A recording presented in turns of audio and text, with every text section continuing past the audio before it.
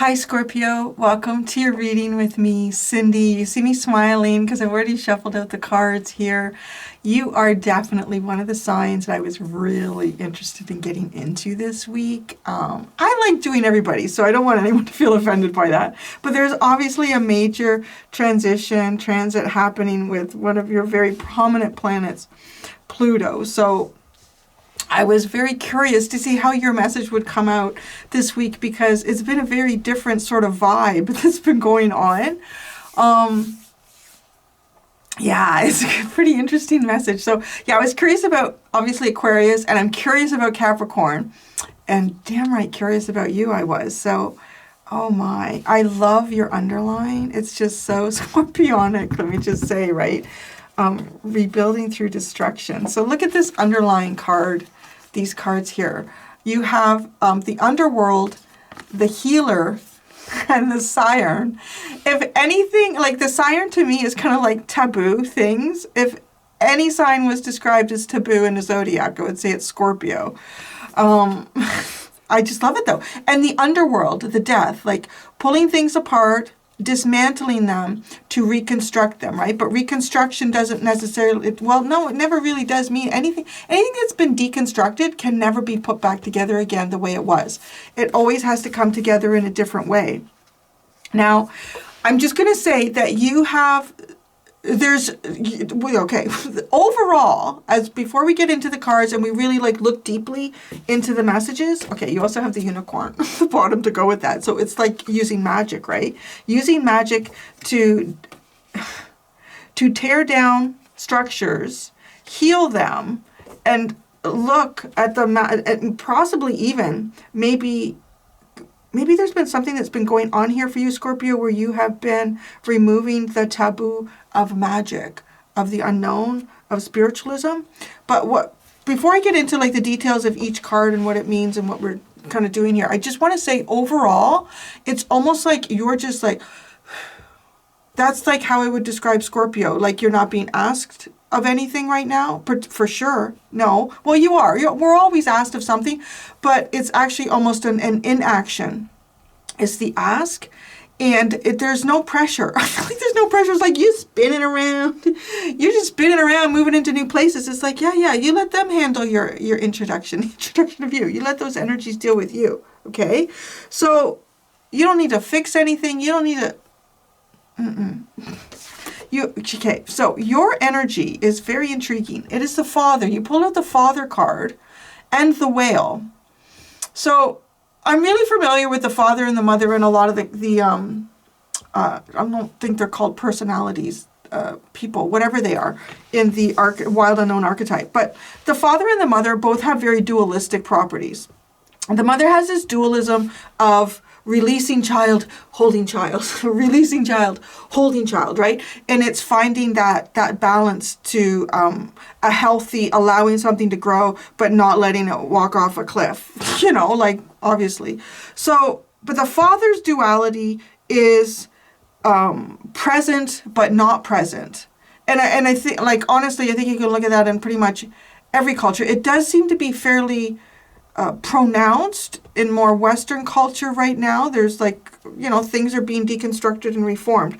Maybe that's where you're going. I don't know. Maybe it's even talking about like overall what scorpionic, what plutonic energy is going to be doing. It's going to be focusing on this masculine energy, the duality of the masculine energy, because it does feel like it's gone a little bit more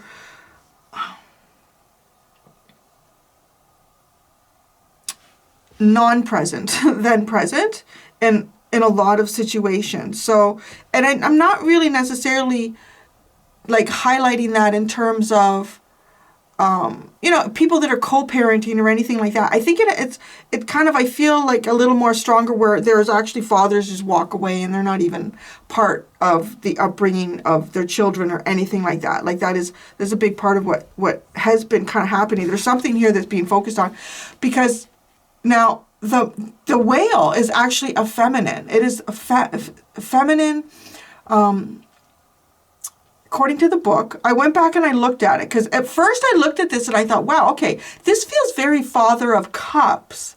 to me, right? Which is Scorpio. But the whale is a feminine energy. It is, because the Father of Cups is not expressing. It's holding in all of that emotion, keeping it inside, possibly being like the strong, broad shoulders in a unit in some way, so whether you're masculine or feminine, right? In this, however you see yourself. But the whale is introducing this feminine aspect of emotion. So that's what you are. And it's, I want to say, maybe even your Pluto is looking at something masculine here. The archetype of father is what your energy is. So I kind of want to say maybe this is an interesting sneak peek at what the energy of Pluto is directing towards. It's directing towards the father, and it's doing that. It's breaking it down through love. I mean, it's breaking it down through love. So maybe that's even your energy. I mean, some of you could even be father and mother, in your own units as well.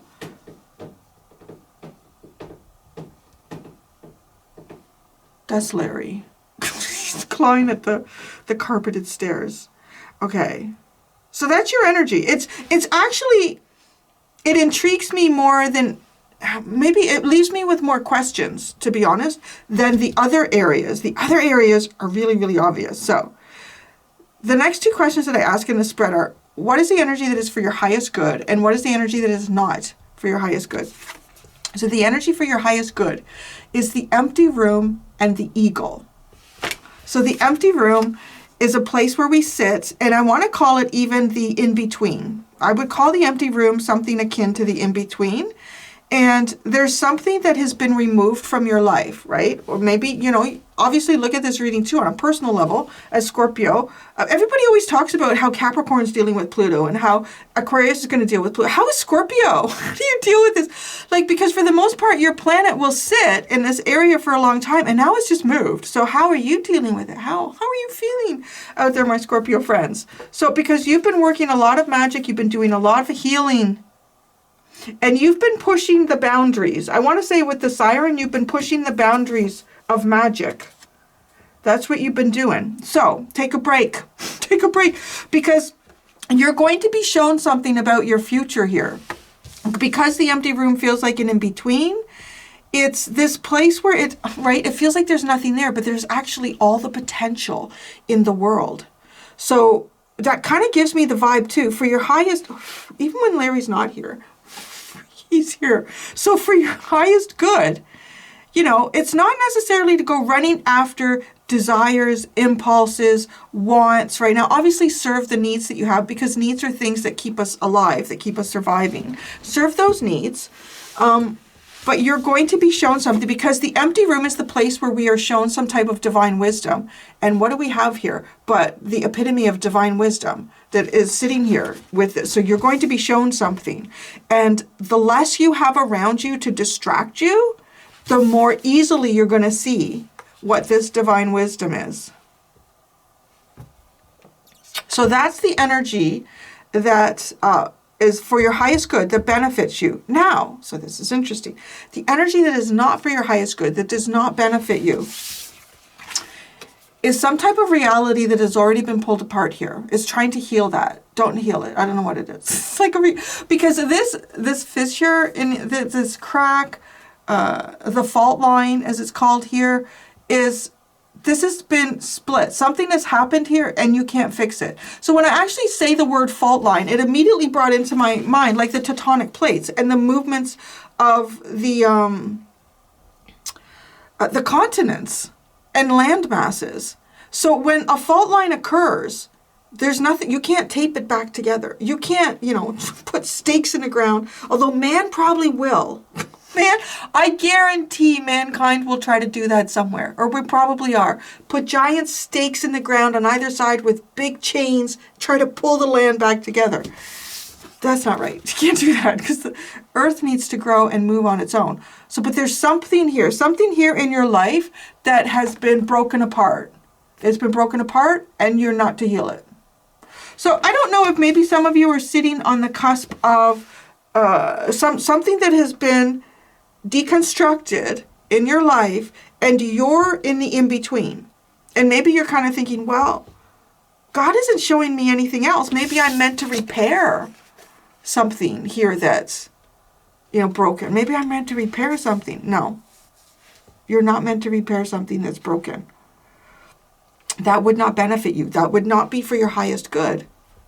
Because Pluto wants to, no. Well, I want to say, actually, I think Pluto's stepping out of the way a little bit. And Pluto's busy over in Aquarius. Because there's something coming in for you. So let's go into the tarot and see. But it's almost like you're going to understand what it is, or what your future is, what you're meant to, where and what you're meant to build and grow in, by allowing emptiness, nothing to fill the space. So it's also not interfering if the universe is in the process of manifesting something for you, right? Don't you go out there and messing stuff up. So let's see. So your energy is the Father. Yeah, this is the, okay, yeah. So just give me a second here, because as I jumped back over here, I went, oh, okay, yeah, this is the one that is very unusual. I don't know, maybe some of you want to repair something with a father. Or maybe some of you are a father and you want to repair something. But whatever this is, there's no repairing this. It's like no repairing it. It's pretty point blank, obvious, right? And maybe somebody needed that. Because the in-between can be a confusing place at times. We don't know the timeline. We don't know when new things are supposed to come in, replace things that have left or been broken away. The Father, the Mother of Swords, the Whale, the Six of Pentacles. Yeah, you know, I kind of think for some of you, this is a relationship. This is a relationship. Now, this is just a general tarot reading. I would never want, if someone was feeling like, if your intuition, if your deep intuition is telling you that, you know, try to repair something. I don't know. I wouldn't want to negate that for anybody. Especially if it was something between like close family members. I would not want to, you know, stop you from doing that. But if you're like, oh no, I know, Cindy, then yeah, okay. It's just giving you your confirmation. Because the Mother of Swords and the Father here, I kind of want to say it could be something that is as a division through divorce. There's this line here too. There's a powerful line through this tree. And it could be like one person is like this and the other person is like that. And there's no, you can't mend it, possibly. And maybe, well, it doesn't mean that it's not meant to be mended. But I feel like certainly not in the energy that you have right now, or maybe how you would want to heal something. Put a Band-Aid on a giant crack that's come between yourself and someone else.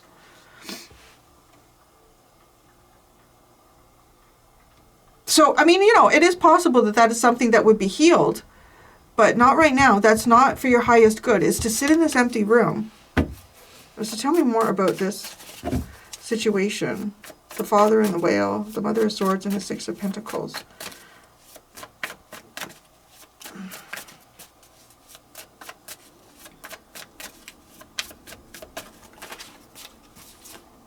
The Four of Wands, the Mother of Wands, and the Nine of Wands. Oh my gosh.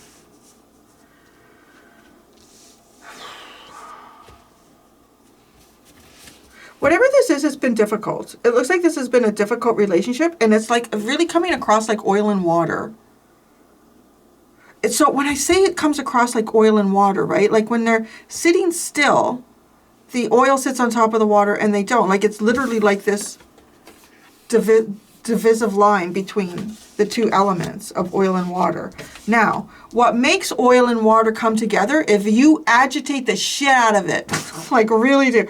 And I know that because back when I was making natural homemade hand creams and face creams and oils and all that shit, there was something that I came up with that I did not want to put beeswax in. I don't remember what it was now. Oh, I think it was a face cream. Because a lot of people don't know this, but there's a chromogenic rating for everything that goes on your face.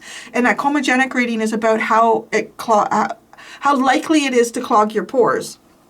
Beeswax has a comedogenic rating, I think, of 2. It's pretty low, but if you're trying to create a product for someone who is very prone to pimples, you don't want any comedogenic rating. If you could have like a 0, so I'm like, how can I, because you got to put some type of water in a cream.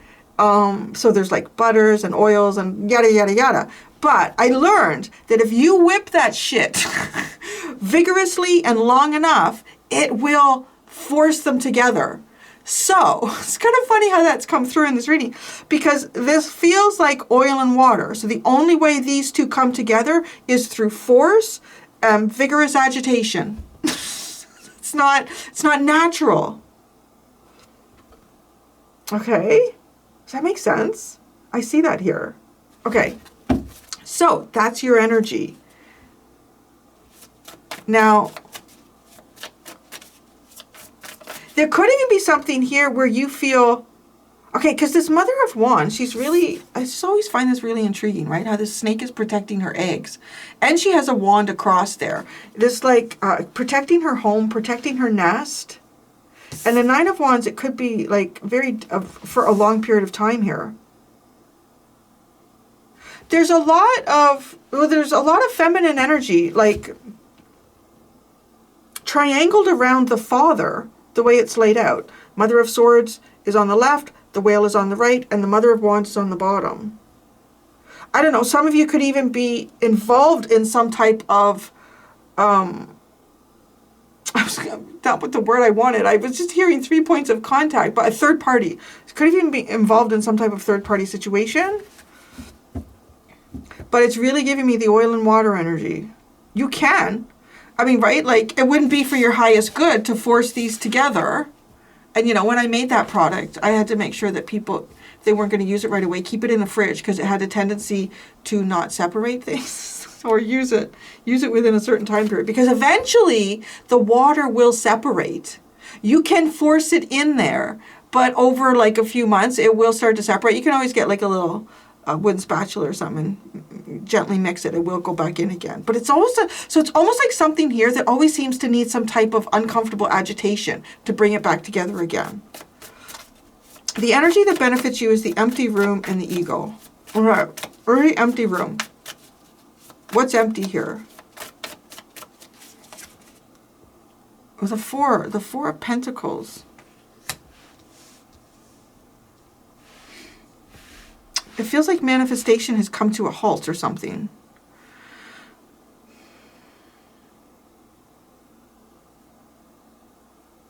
There could be some sort of financial constraint. Is to feel this maybe. I don't know, maybe some of you, maybe, you know, it could be. Maybe some of you are in a situation you're thinking, oh, with this financial constraint, maybe I should repair something. Or if that's the motive, possibly, I don't know. With the Four of Pentacles, there could be some type of financial constraint. What's the ego? Or maybe it's a lack of work. Could be a lack of work. The eagle is the Ace of Wands, the Ten of Wands, and the Eight of Cups.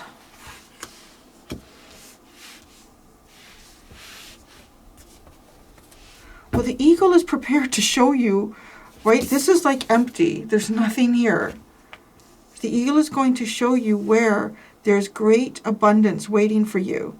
So, I mean, honestly, the best thing to do right now is, I want to say, to some degree, contain your energy.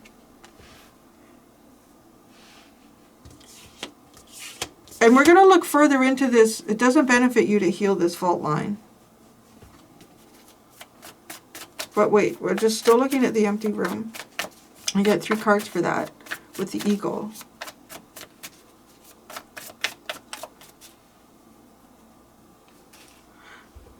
There's a part of me that feels like the eagle is not quite talking to us, like not quite showing us what exactly is coming in, like what sort of wisdom or knowing or direction is coming in for you. It could be that you had some type of epiphany. Maybe it was. Maybe like you and someone else, you're like, we're just water and oil. Like, this is not going to work. So you moved away from it. But okay, the empty room and the eagle together. the Father of Wands, Temperance, and the Hermit. What is your highest good? What benefits you here? It's an energy that, right, combines with your Mother of Wands energy over here, your Mars. I was going to say, like, right, because typically this would be the Aries card, but because, like, well, there's double Mars over here. The Four of Wands as well. It's waiting for something. Protecting your energy. Honestly, that is for your highest good here, is to protect your energy. There's a lot of protection here. Something is probably working in divine timing for you. Get to know the self really, really well. The more you get to know yourself, the more you'll be prepared for whatever this eagle has to show you. I feel like I'm sweating. I need Jizzo. Just a second. So, as always happens in the winter, I don't know. I'm like 52. I'm like, when the hell? I'm gonna like properly hit menopause. Where's Jizzo? Where are you, bud? He's my fan. I need Jizzo. Oh no, that's the Jade Emperor. Oh, there's Jizzo. Okay, Jizzo is going me up. They used to be kind of like warm glows. Now I don't know what they are. Now, like, sweating's a new thing. Just be warm, but now sweating's a new thing. I was reading, I'm like, okay, the average age of menopause is 52. What the fuck? Menstruating for like 500 years. Could it ever end? I don't know if I want it to. I don't know. There's so many things that come with that. It's so complicated. Being a woman, I swear to God. The next time I incarnate, I want to be like a dolphin or something. No, they have weird sex habits. Okay. So anyways, not for your highest good. The energy that's not for your highest good is the fault line dolphin. Don't heal don't heal that. The dolphin. I just said, see, we shouldn't incarnate as a dolphin. Okay, the Nine of Cups. The Seven of Swords. The Two of Wands. Oh wait, I wanted to put, okay. I did that reversed. I pulled out 3 cards to represent the whole of it, and I didn't pull out an individual card for what is the fault line in the dolphin. So I'm going to do that too. Okay, what is the fault line?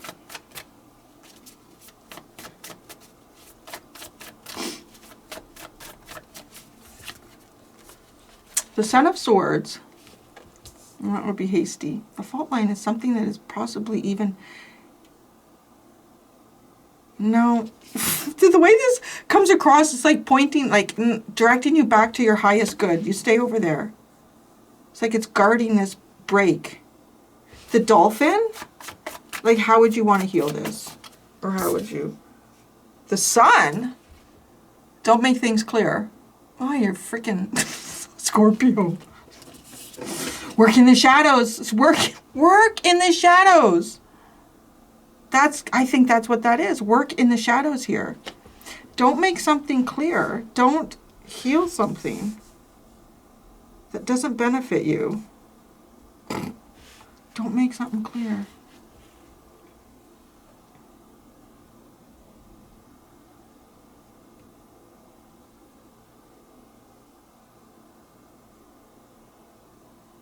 It's almost like, I don't know, it supports a wish, or someone has, either there's a wish that you have, and there's some sort of, there's something hidden about that, like a hidden agenda or something. Or if this is another person, somebody has a hidden agenda or something's going on here. Why is this not for Scorpio's best interest? It's a very interesting, Pluto's been interesting this week. I'll just say that. Pluto has been very interesting. I kind of want to say, because Pluto's in the process of like digging some shit out. It's like I've gone into the basement here of Aquarius. You wouldn't believe what the fuck I found down here. Just don't do anything, guys, okay? This is like, I really feel like it's time for Puppet Tarot. I just feel Puppet Tarot because I see these things in my mind's eye. I wish I had been better at grammar and spelling. I could have been an author, probably. But anyways, because it's just like, I'm really getting this impression that Pluto was down there and is just like, oh my God, finding shit in the closets. Like, look what is down here. Look what they thought they could just hide indefinitely down in this closet. This thing is like putrid. It needs to come out. So I don't know. It's almost like there's energy, like, and because it's you, it just feels like just give me a hot minute here. It's like what Pluto was saying. But anyways, because this is curious, like why would that not be for your highest good? Why? How is the truth and light, enlightenment, not your highest good? Maybe it needs to come to you in a certain way here. And so maybe it's the delivery system that is important. It's not actually the truth. It's how that comes through. That's interesting, isn't it? And what that, I don't, like, is it an actual truth or it's an enlightenment about something? It's how that gets delivered to you. You know, because if we think about, you know, what things that we will believe and things that we won't believe, a lot of that comes down to our own experience and then what we saw or what we think we saw or what we hear or know, you know. So if it's important that something gets delivered to you in such a way that you will have a true enlightenment about it, don't do anything. Don't you go messing it around. I don't know. Why? Why is this not for Scorpio's highest good?